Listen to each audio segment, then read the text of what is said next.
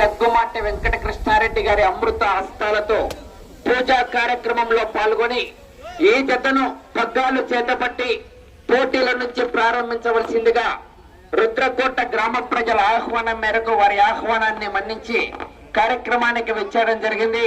వారికి స్వాగతం సుస్వాగతం తెలియజేస్తున్నాం.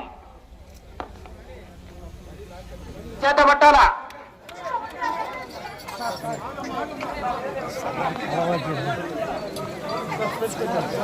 సార్, కొరడా పైకెత్తండి సార్, కొరడా పైకెత్తాలా?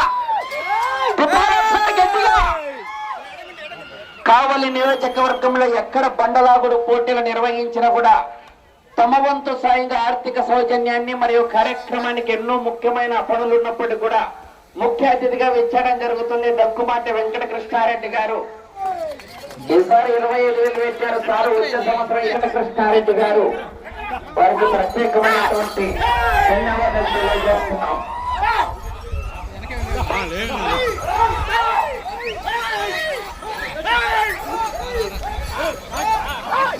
మొదటి జత వారు రెడీ చేసుకున్నానా? అశోక్ గారు రుద్రకోట వారి జత. అయ్యా కోటకి జనాలు ఎక్కువ వచ్చినారన్నా సార్ తోలుతామన్నా ఒక 10 నిమిషాలు తోలియండి మీరు.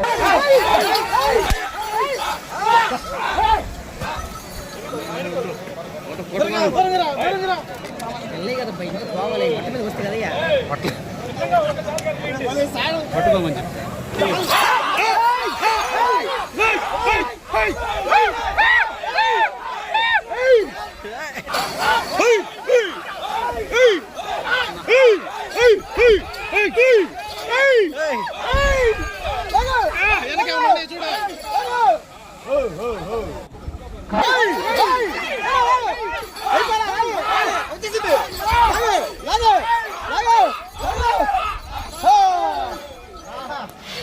ఒక రైతు కుటుంబం ఎన్నించి ఆ విషయం మర్చిపోకుండా ఈ రోజు మళ్ళా ప్రదర్శించినారు.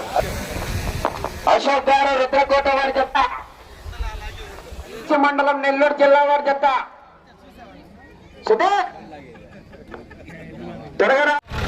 రుద్రకోట ఎప్పుడు కూడా వ్యవసాయదారులతో నిలవైనటువంటి రుద్రకోట ఈరోజు రంగరంగ వైభవంగా ఈరోజు బ్రహ్మం గారి విగ్రహ ప్రతిష్ఠ సందర్భంగా 3 రోజుల పాటు మీరు నిర్వహించుకుంటూ మన వ్యవసాయానికి ప్రతీకైనటువంటి ఎద్దుల బల ప్రదర్శన చేయాలని.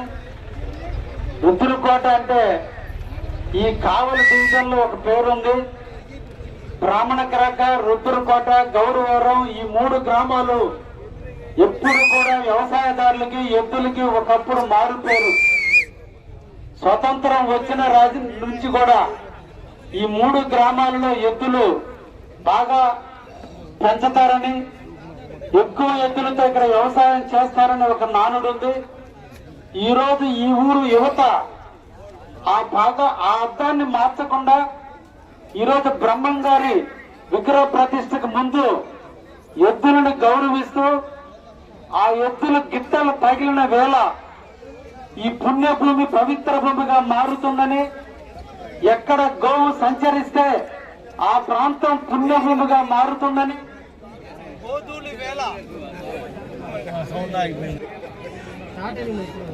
ఎద్దులకి ఒక అనుబంధం ఉంది.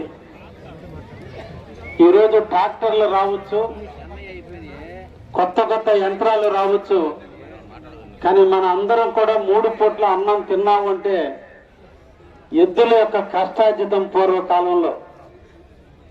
ఎందుకంటే శ్రీకృష్ణుడు చెప్పాడు,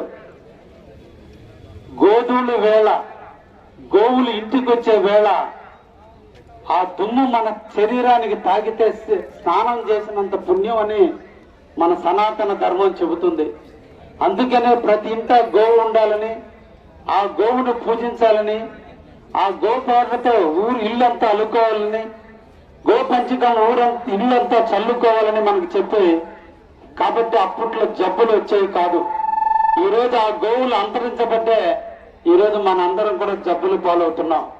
కానీ ఈరోజు రుద్రకోట యువతను అందరినీ కూడా అభినందిస్తున్నా.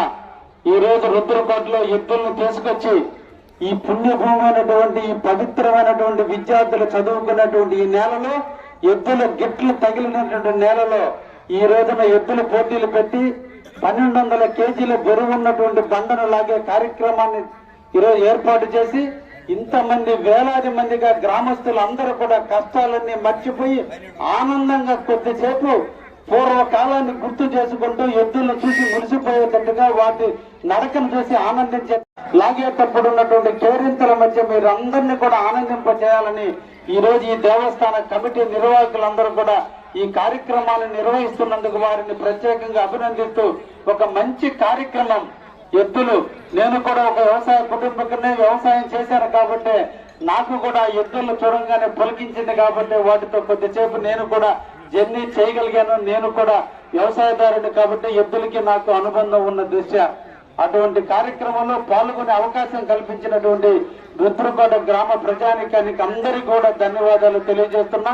మీ గ్రామం పవిత్రంగా ఉండాలని ఒకవైపున ఈ రోజున మన అయ్యప్ప స్వామి దేవాలయం, ఈ రోజు బ్రహ్మంగారి దేవాలయం, ఈ ఊర్లో ఉన్నటువంటి అన్ని దేవాలయాల సంరక్షణలో ఈ రోజు రుద్రకోట బాగా అభివృద్ధి చెందుతుందని తప్పకుండా మీ ప్రాంతంలో ఇటీవల కాలంలోనే 90 లక్షల రూపాయలతో ఆల్రెడీ మీ ఊర్లో సిమెంట్ రోడ్లు కూడా ఏపీయటం కూడా జరిగింది. ఇంకా కూడా ఈ ఊరికి నిధులు కూడా వెచ్చించడానికి నేను ప్రయత్నం చేస్తూనే ఉన్నాను. ఆల్రెడీ మీ ఊరి చెరువుకు కూడా నిధులు ఇవ్వటం జరిగింది. మీ అదృష్టం మీ చుట్టుపక్కల ఈ రోజు ఇండస్ట్రీలు రాబోతున్నాయి. ఈ ఊర్లో చదువుకున్న విద్యార్థులుగా చాలా మంది కూడా ఈ చుట్టుపక్కల ఉద్యోగాల అవకాశాలు ఉన్నాయి. కాబట్టి రుద్రకోట, రుద్రుడు అంటే ఎవరంటే శివుడు, శివుడికి తలైనటువంటి ఈ రుద్రకోట గ్రామం ఎప్పుడు కూడా వర్ధిల్లాలని, యువతతో ఎప్పుడు కూడా వర్ధిల్లుతూ ఇంకా మంచి కార్యక్రమాలు చేయాలని, అందరూ కలిసికట్టుగా చేయాలని, రాజకీయాలనేది ఎలక్షన్ అప్పుడే ఉండి మిగతా టైం కూడా గ్రామాభివృద్ధికి అందరూ సహకరించండి, నాతో కలిసి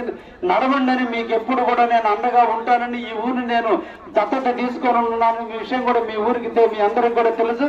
తప్పకుండా ఈ ఊరి గ్రామాభివృద్ధికి నిరంతరం కృషి చేస్తూనే ఉంటాం. అందుకనే రుద్రకోట గ్రామంలో ఏ కార్యక్రమం జరిగినా మీ ఇంటి బిడ్డగా మీ ఊరికి నేను ఎప్పుడు వస్తూనే ఉంటాను. మీ ఆశీస్సులు ఉన్నంత కాలం మీ గ్రామాన్ని అభివృద్ధి చేసేదానికి, మీతో కలిసి నడవడానికి ఎప్పుడు కూడా నేను సిద్ధంగా ఉన్నాననే విషయాన్ని కూడా మీకు తెలియజేస్తూ ఈ రోజు నిర్వాహకులందరినీ కూడా అభినందిస్తూ అందరికీ కూడా ఆల్ ది బెస్ట్ చెప్తూ ఎద్దులు ఈ రోజు వాటిని కొట్టద్దు, వాటిని తిట్టద్దు. ఎందుకంటే వాటి వల్లనే ఈ రోజు మనిషి మనుగడ సాగింది. ఇప్పుడు యంత్రాలు రావచ్చు కానీ ఒకప్పుడు ఆ ఎద్దులు దున్ని నేల దుక్కి చేసి పంట పండించి ఆ ఎద్దుల్ని మనం పూజించాలి. అందుకనే సంక్రాంతి రోజున ఇంటికి పంటలు వచ్చిన వేళ, ఇంటికి అల్లుళ్ళు వచ్చిన వేళ ఎలా కొత్త బట్టలతో అల్లుల్ని ప్రేమిస్తున్నామో, ఎలా ఒడ్లు ఇంటికి వస్తే ఎలా ఆనందించి భోగి పంటలు నడుపుకుంటున్నామో, కనుమ నాడు ఆ ఎద్దులకే మనం రంగులు వేసి పూజిస్తున్నామంటే దేవుళ్ళ కంటే సమానం. అందుకనే ఈ రోజున గ్రామాల్లో కూడా గంగమ్మ జాతర గాని, పోలేరమ్మ జాతర గాని, ఏ జాతర జరిగినా అక్కడ బెల్లావులు కానీ ఏరతాళ్ళు వేసుకుంటున్నారంటే సంవత్సర కాలం ఆ ఎద్దులు కానీ ఆవులు కానీ కొట్టిన పాపానికి ఈ రోజు ఆవులైనటువంటి బెల్లావులను ఎత్తుకుని మేము మమ్మల్ని సంవత్సర కాలం మీరు మమ్మల్ని ఎత్తుకుని సాకి మాకు ఈ అన్నాన్ని తెచ్చి పెడితే అందుకు ప్రతిఫలంగా ఈ రోజు మేము ఎత్తుకుని మిమ్మల్ని తిప్పుతామని బెల్లావులను ఎత్తున పెట్టుకోవడం, కొట్టిన పాపానికి మన శరీరాన్ని మనమే ఏరతాళ్ళ రూపంలో కొట్టుకుని ఆ గోవుల్ని ఆనందింపచేసేటట్టు ఏరతాళ్ళు వేసుకుని సనాతన ధర్మాన్ని నేర్పింది. అంతటి ప్రకృతిలో పవిత్రమైనటువంటి కల్పతరువులైనటువంటి కామధేనువైనటువంటి ఆవును పూజించడం, ఆవు సంపదైనటువంటి ఈ ఎద్దుల్ని మనం అందరినీ కూడా పూజించాలన్నటువంటి దాన్ని ప్రతీకగా ఈ రోజు రుద్రకోటలో ఎద్దుల పోటీలు నిర్వహించినందుకు అందరికీ కూడా ధన్యవాదాలు తెలియజేస్తూ ముగిస్తూ